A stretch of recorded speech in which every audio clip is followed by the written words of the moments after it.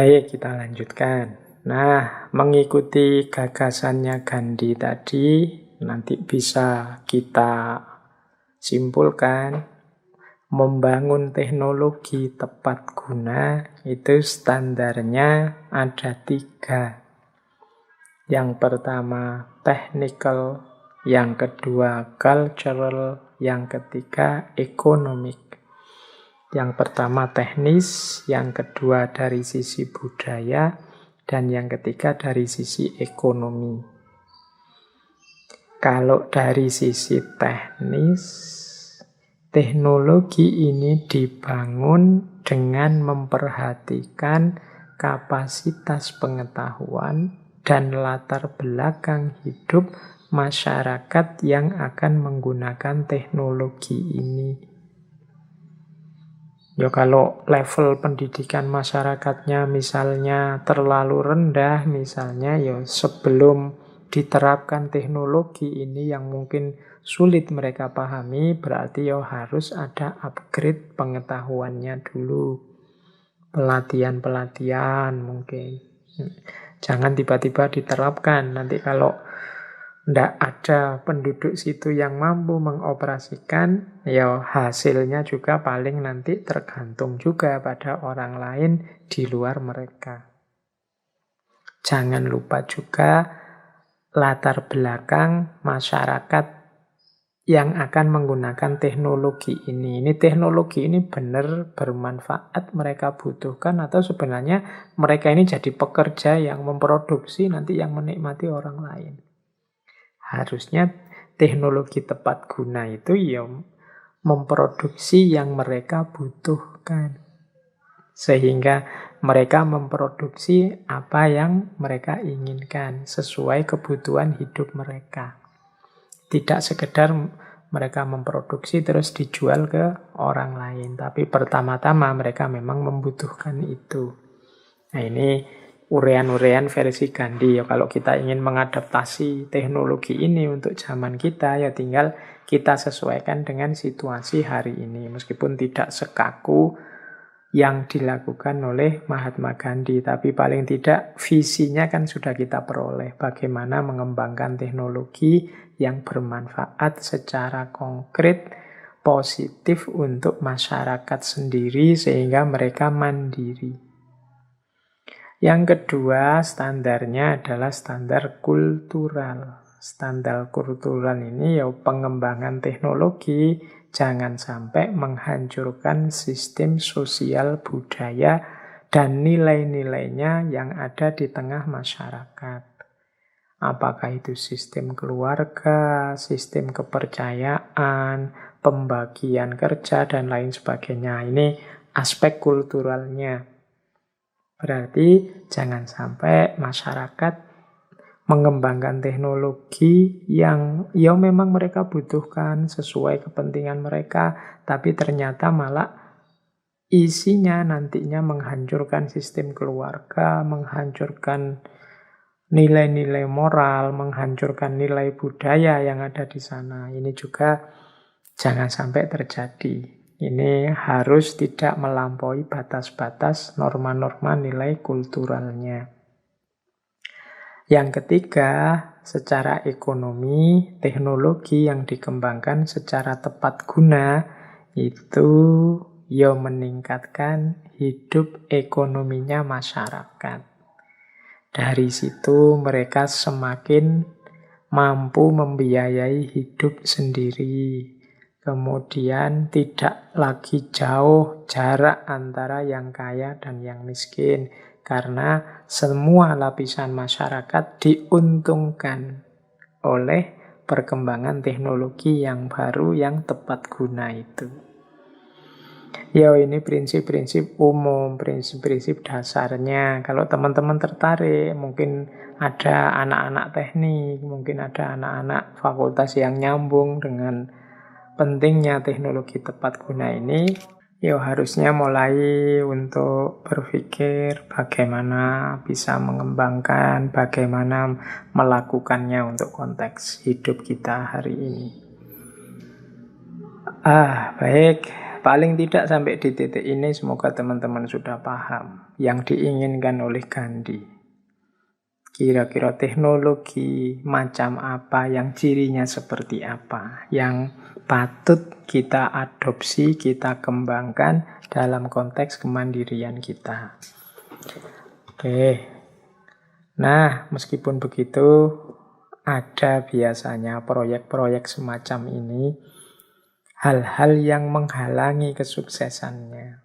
Ini ada kajian yang menyebut sulitnya mengembangkan teknologi model tepat guna ini, antara lain ada 4 penghalang kesulitannya. Penghalang yang pertama apa? Biasanya tidak siapnya masyarakat.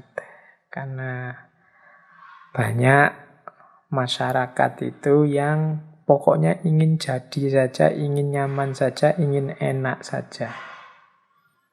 Terima jadi, pokoknya aku kerja untuk duit, terus uangnya tak beliin apa yang aku butuhkan. Jadi mikirnya simpel seperti itu, sehingga ketika di tengah masyarakat dibangunkan model teknologi tepat guna yang seperti itu, terus biasanya terus macet, tidak jalan. Jadi masyarakatnya tidak mendukung, mereka tidak siap untuk diajak serius kerja bareng-bareng untuk kemandirian bersama. Ini tantangan, PR. Ya syukur-syukur bisa diselesaikan mungkin dengan pendekatan-pendekatan yang lembut, yang kultural. Yang kedua, pola pikir. Yaitu tadi tidak siap itu biasanya karena pola pikirnya juga susah diubah. Masyarakat itu biasanya kalau sudah gayanya begitu, itu mengubahnya lama, sulit. Apalagi kalau sudah punya idola-idola, apalagi kalau punya afiliasi-afiliasi organisasi yang idola-idolanya atau organisasinya tidak mendukung ke sana, itu akan lebih sulit lagi untuk mewujudkan perjuangan demi lahirnya teknologi yang tepat guna ini. Yang ketiga, kalau ini dari pemerintah atau yang punya kekuasaan, fasilitasi yang tidak sepenuh hati. Jadi yang memberi modal, yang memberi fasilitas, yang mungkin yang sedang berjuang menerapkan, itu juga tidak terlalu yakin, tidak sepenuh hati. Kerja kemasyarakatan untuk teknologi tepat gunanya hanya sekedar sambil lalu. Nah, kadang-kadang kan sebagian besar aktor-aktor, agen-agen perjuangannya punya pekerjaan yang lain. Mungkin disambi jadi dosen, disambi jadi guru, disambi apa, sambil mengembangkan teknologi ini. Akhirnya tidak sepenuh hati. Kalau tabrakan dengan urusan yang lain, ya ditinggal. Sehingga dia akhirnya jadi sekunder proyek ini. Ya, susah suksesnya kalau semua pihak tidak sepenuh hati. Kemudian pembinaan yang tidak berkesinambungan. Pembinaan yang tidak berkesinambungan itu ya, ini kan perlu pendampingan terus masyarakat ini sampai mereka benar-benar mandiri. Biasanya kan pembinaan ini lahirnya dari pemerintah yang punya kewenangan, yang punya kekuasaan. Biasanya ya awal-awal semangat, nanti belakangan kalau sudah tidak jadi berita mulai turun gairahnya, semangat perjuangannya siapapun. Kalau di awal-awal mungkin masih booming, diberitakan di mana-mana, semua pihak semangat. Tapi begitu sudah jalan lama, bosen, hasilnya tidak segera kelihatan, lama-lama terus bubar. Nah, ini penghalang-penghalang. Ini saya ingatkan dulu biar seandainya nanti ada yang punya semangat menerjemahkan teknologi tepat guna ini di tengah masyarakat, tidak putus asa duluan. Karena ini perjuangan tidak ringan. Karena masyarakat kita sudah terlanjur terbentuk sebagai masyarakat yang konsumtif. Yang bisanya, keahliannya memang mengkonsumsi, bukan memproduksi. Padahal konsumsi, konsumtif itu menunjukkan ketergantungan pada yang di luar diri, pada ketidakmandirian. Baik, jadi sampai di titik ini semoga teman-teman sudah bisa menangkap visi teknologinya seorang Mahatma Gandhi yang kalau dalam judul saya kasih istilah humanistik teknologi. Jadi teknologi yang asli memang perannya untuk mendukung kehidupan manusia. Yang tidak berbalik nantinya justru teknologi yang hanya memperbudak manusia. Inilah yang perlu kita hati-hati sejak awal. Di depan tadi saya bilang, mungkin gagasan-gagasannya Gandhi hari ini rasanya susah diterapkan, susah untuk kita jalankan, mengingat gagasan ini diproduksi awal modern, sementara sekarang situasinya sudah sangat banyak berubah. Tapi siapa tahu sebentar lagi gagasan ini relevan lagi, mengingat ada banyak sekali anomali-anomali yang terjadi. Anomali itu situasi kacau, situasi hancur karena perilaku manusia terhadap alam. Sekarang orang mulai sadar pentingnya untuk tidak serakah, pentingnya pengembangan sains dan teknologi yang humanis, yang manusiawi. Nah, di titik ini mungkin gagasan Mahatma Gandhi yang kita ungkap malam hari ini bisa sedikit mencerahkan kita bagaimana memposisikan teknologi dalam kehidupan kita. Baik teman-teman, ini waktunya sudah mau habis ya. Oke lah, untuk teori saya kira cukup sampai di situ malam hari ini. Paling tidak kita malam hari ini sudah dapat 1-2 wawasan sehubungan dengan pandangannya Mahatma Gandhi tentang teknologi. Kita akhiri dari beberapa quotes, beberapa gagasan yang indah dari Mahatma Gandhi yang mungkin bisa kita ambil dalam rangka perjuangan kita, mungkin termasuk perjuangan mengadopsi teknologi secara manusiawi, perjuangan membangun teknologi yang tepat guna. Nah, ini ada beberapa quotes yang relevan dengan itu. Kalau tadi kan sudah ada quotes bahwa alam mampu menyediakan apapun kebutuhan manusia, tapi alam tidak akan kuat melayani keserakahan manusia. Ini ada juga quotes dari Mahatma Gandhi, engkau mungkin tidak tahu apa hasil dari tindakanmu. Namun kalau engkau tidak melakukan apapun, tidak akan ada hasil apapun. Nah, ini untuk teman-teman yang sudah sadar bahwa ada banyak problem-problem dalam hidup kita, sosial, budaya, teknologi. Saatnya kita bergerak, melakukan sesuatu. Mungkin kita bisa membantu 1%-nya saja, 2%-nya saja untuk problem besar peradaban ini. Untuk diri kita sendiri saja. Ya syukur bisa untuk keluarga, lingkungan sekeliling kita. Tapi karena itu masalah, kita harus bergerak. Melakukan sesuatu. Mungkin engkau tidak tahu hasilnya apa. Tapi kalau kita tidak melakukan apa-apa, ya tidak akan ada hasil apapun. Tidak akan ada progres, tidak akan ada perkembangan kalau kita diam saja. Kalau kita sudah sadar ada masalah, ya saatnya kita bergerak. Di skala yang kita mampu. Paling tidak minimal mengubah diri kita sendiri dulu. Jadi jangan diam saja. Kalau ada banyak masalah, lakukan yang kita mampu untuk mengubah situasi. Dan ini berhubungan dengan quote selanjutnya. Jadilah perubahan yang ingin kita lihat di dunia. Kalau ada problem manusia diperbudak oleh teknologi, dan kita ingin manusia tidak diperbudak teknologi, maka pertama-tama kita harus jadi orang yang tidak diperbudak teknologi dulu. Kita sendiri dulu. Jadi, jadilah perubahan yang ingin kita lihat di dunia. Kalau kita ingin dunia ini penuh kedamaian, ya kita sendiri pertama-tama harus jadi orang yang damai.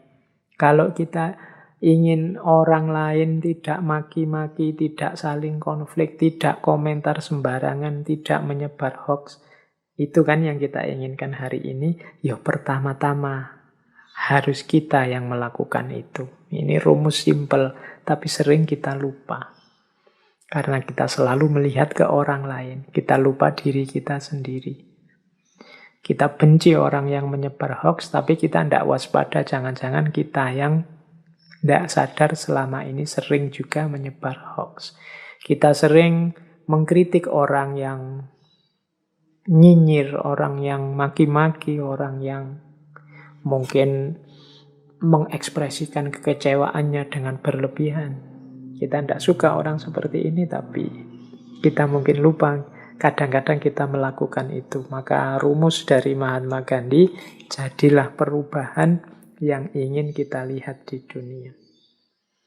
Kita sendiri pertama-tama yang harus berubah. Keprihatinan-keprihatinan soal teknologi tadi, yang hari ini semakin menghebat, solusi pertama paling awal adalah kita sendiri dulu, bukan orang lain. Kalau sudah sukses dalam kita, baru ke yang lain. Quotes ketiga yang saya bawa, kalau ini agak filosofis.